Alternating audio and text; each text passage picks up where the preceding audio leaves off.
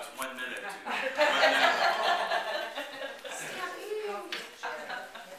take a comfortable chair. These chairs are good looking. But no snoring.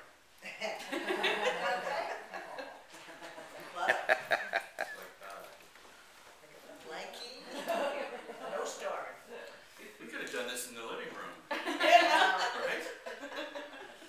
Just invite everybody over. Don't do the same announcement. I think they're having the Messiah singing or something. Well, I saw all the cars, you know, in the street, and I said, oh, wow, this is great. And I saw free pancake breakfast. Oh, is that what it was? Well, now you know for next time. No, next time. Serve Just put up a sign, pancake breakfast. Free pancake sells lots of books. Get a big crowd. Well, here we are. Time to tell stories. I think all of you know me. But you don't know my very good friend, some of you, Tom Clavin. And Tom was kind enough to come today. Where's Leslie? She's Open house. open That's house. what they Holiday celebrate. weekend real estate, you know. Yep. Exactly. I have to give Tom credit. He is in large measure responsible for this book. Only the good parts. Because it was really his idea over a lunch we had one day when he said, you've got to stop writing this fiction crap. I didn't put it that way. Stuff. And, you know, do some nonfiction. And, of course, he gave me the best advice any writer could have, and that is write what you know. And he's absolutely correct. Although he's been writing for years and knows nothing about what he's writing. I've been able to fake it for a long time. This is the 16th book now, Red Cloud? Maybe. Yeah. Yeah, Tom's got a brand new book out, which I'm reading right now. It's fabulous. It's called The Heart of Everything That Is. Wow. It's the story of Red Cloud, the only Indian chief in history to defeat the United States Army. But nobody knows much about it.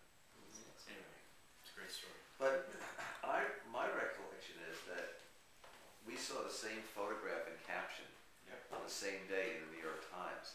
And I think either our phone calls or emails swapped because it just seemed like, well, wait a minute, this is a story. And then you pursued it. And that became Black Horse Rider. Yeah, exactly. It was the front page of the New York Times, September of 2009. This is like 2 days after we had lunch or something. And you told me, you know, you got to start doing better work. It's all my fault. It's all your fault. So some of you know this story, so if I'm repeating myself, too bad. You know, this story popped up, as Tom said, on the front page of the Times, and it was these, you know, gray-haired veterans, and they're going to the White House in 2009 to get an award for Vietnam, and I said to myself, wait a minute, Vietnam's been over for 35 years, what's going on here?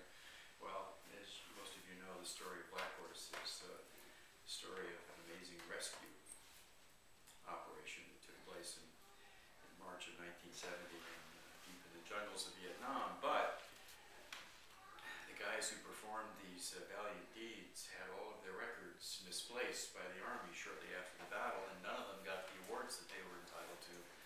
So that's really the genesis for them going to the White House all those years later. The young commander of these troops found out about this at a reunion 35 years later and said this isn't right, and he took a great deal of his own time and a lot of his own money to go back and research, find the records, gather witness statements, so on and so forth, to make sure these guys got their awards. I mean, he wasn't trying to generate publicity or get an award that would take them all the way to the Rose Garden, but the story of how he did this and his persistence and how it worked through the Department of the Army and overcame all the resistance of, you know, why do we want to do this 35 or 40 years later, that made the front page of the New York Times and got the men recognition they finally deserved. Well, that's one story in and of itself, but the men that the cavalry troopers in Black Horse rescued from that terrible day in the jungle. They went into the jungle. They were an understrength company to begin with, of about 85 guys. A company's normally 100 or 110.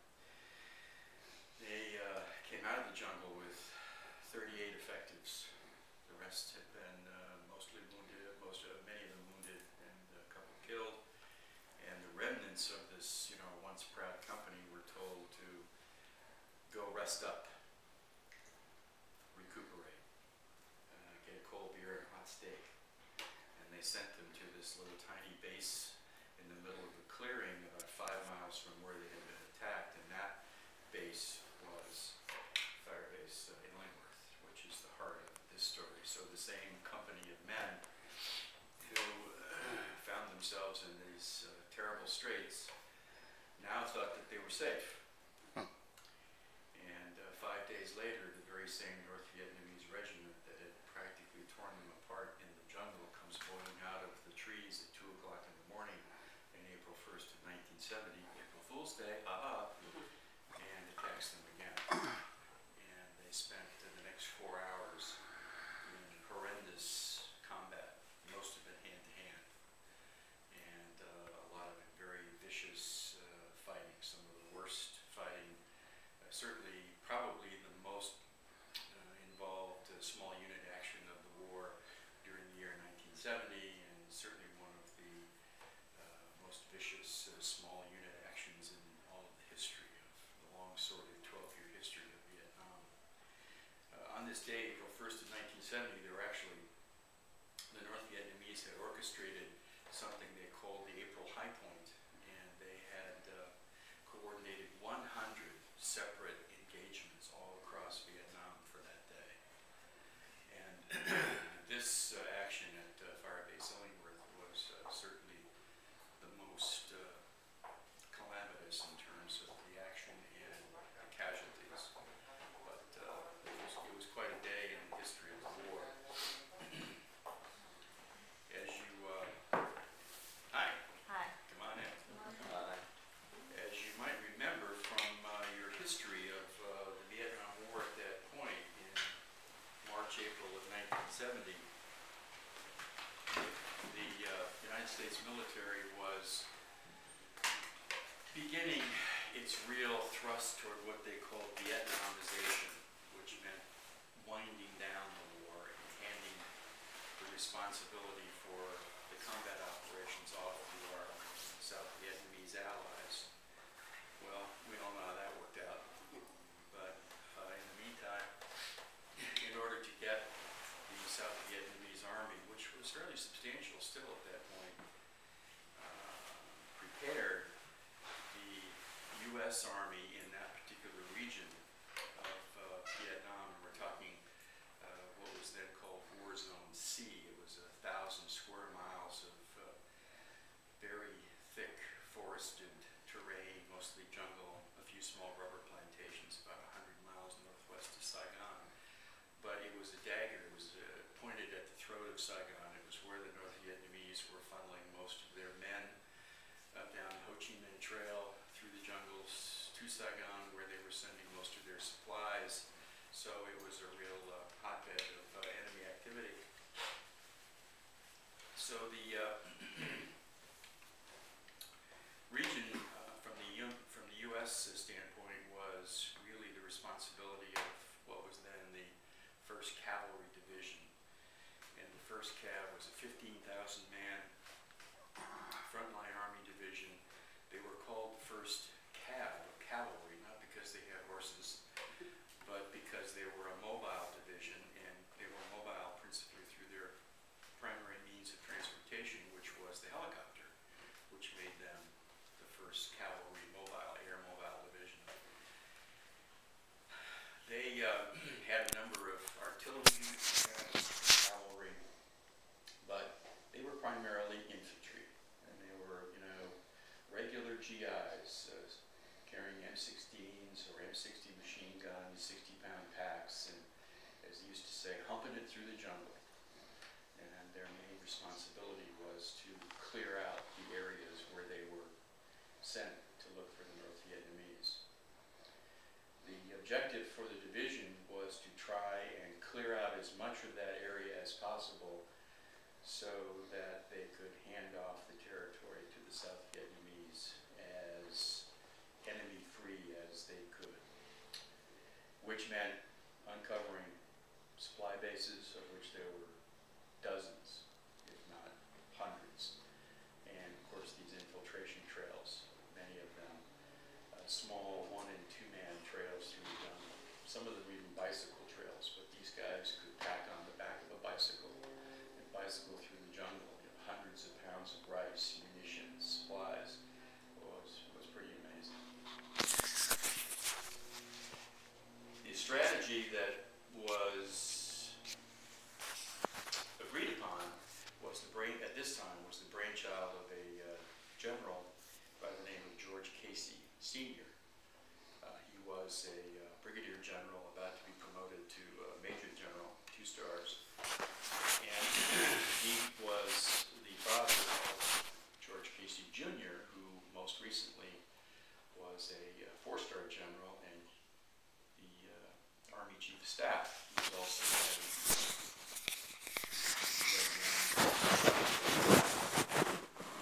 2007. It was his dad that came up with this particular strategy, the Firebase Strategy, was being employed at the time. And it was pretty simple, but it turned out to be pretty effective. The guys didn't like it an awful lot, but there they were.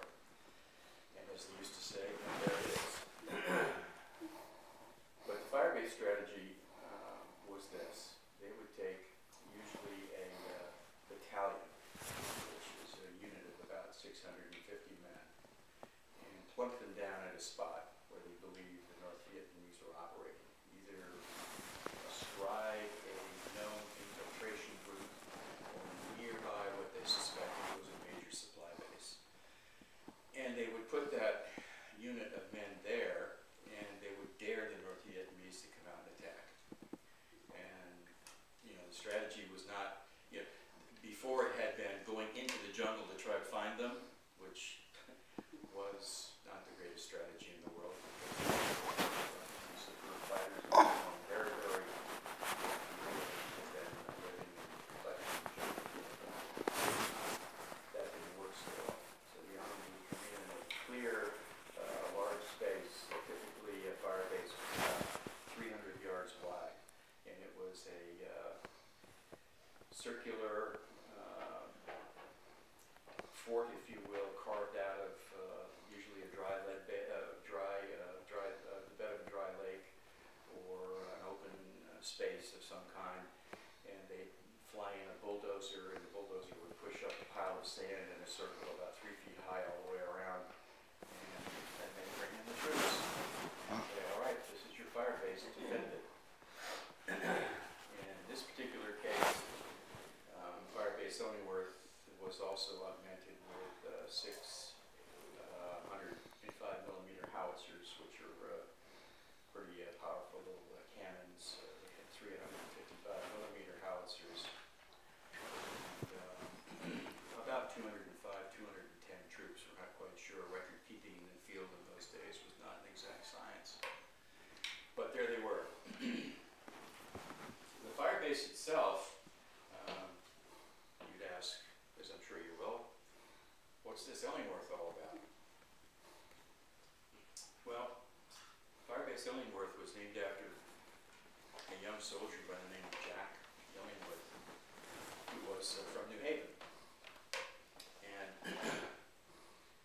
he was, like many young men of his day, drafted into the Army, went through school, got the orders to Vietnam, which about everybody expected to get it.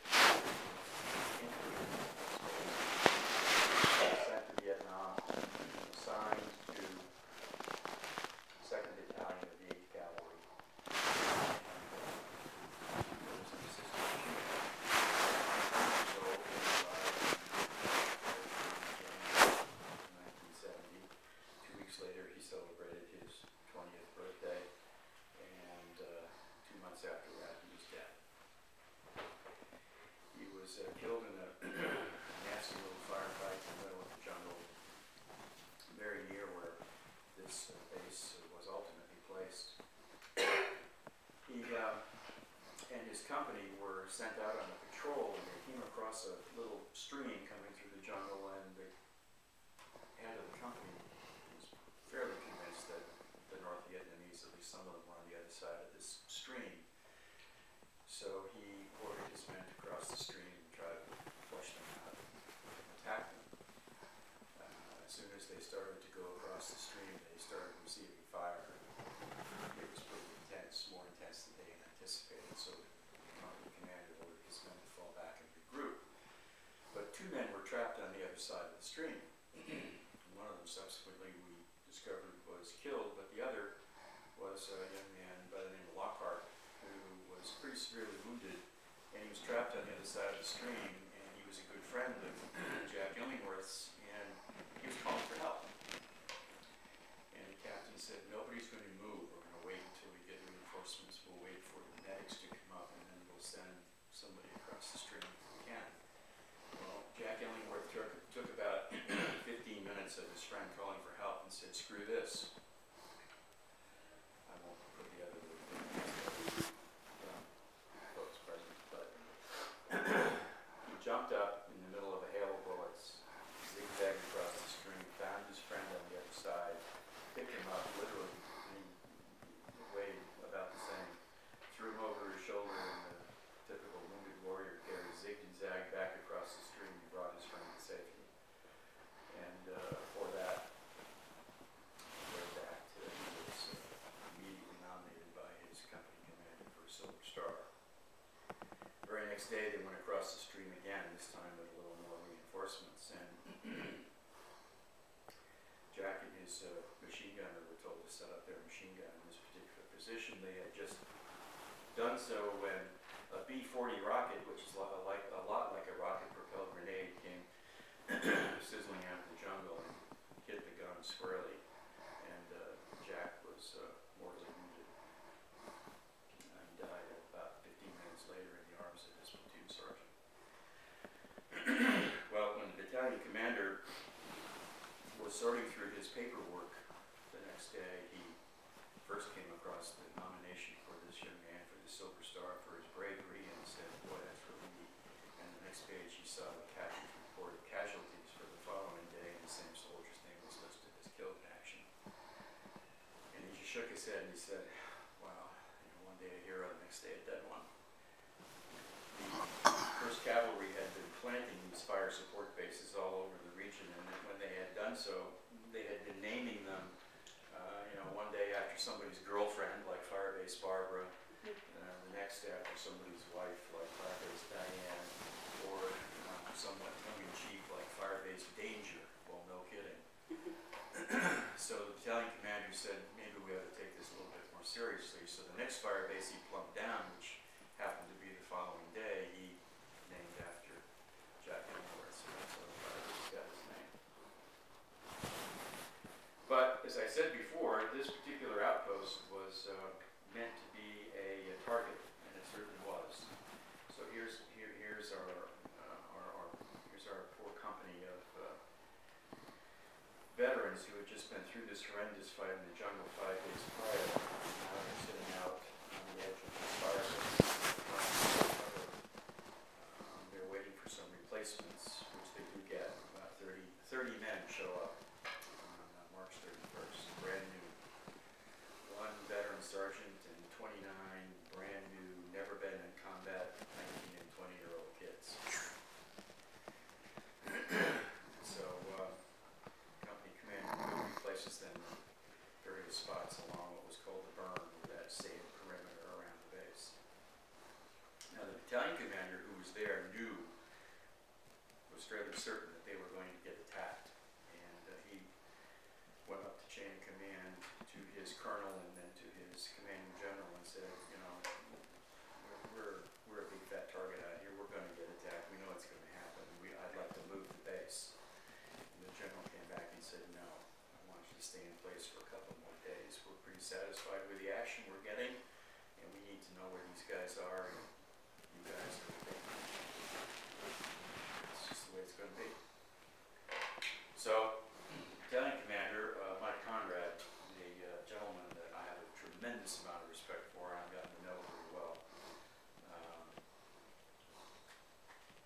did the best he could to get his men prepared for this. But the day before, on March 31st,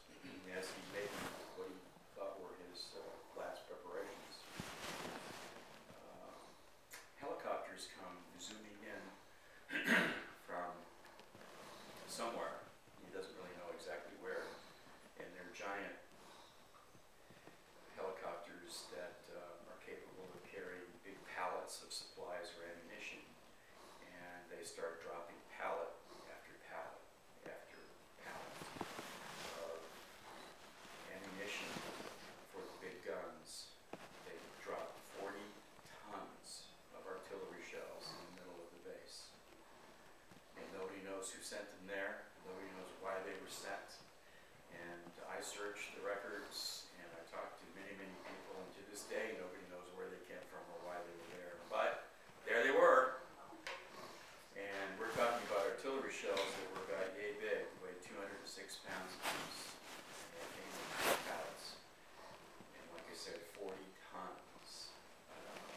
The guns that were at that base might, if they were fully armed, go through 10 tons in a week. But 40 tons at once was far more ammunition than anybody needed. So they put it down in the middle of the base, and the guys there did the best they could to cover it with, sandbags and empty sea ration boxes that they stuffed with sand, but they couldn't possibly dig that much ammunition by themselves. And it just became a giant mound in the middle of the base and a huge target. And sure enough, that night, after everybody had kind of quieted down, at 2 o'clock in the morning of April 1st, the North Vietnamese started bombing, shelling, rocketing, mortaring the base. And they quickly started pouring out of the tree line and coming at these guys. There's a couple of spots in the book that I'll take a minute and maybe read you a couple passages, but from this point forward, it becomes a firefight of many small engagements. And how I structured the book was to try and do a running narrative going from position to position, and sometimes man to man, what they were experiencing, thinking, seeing, feeling as all of this was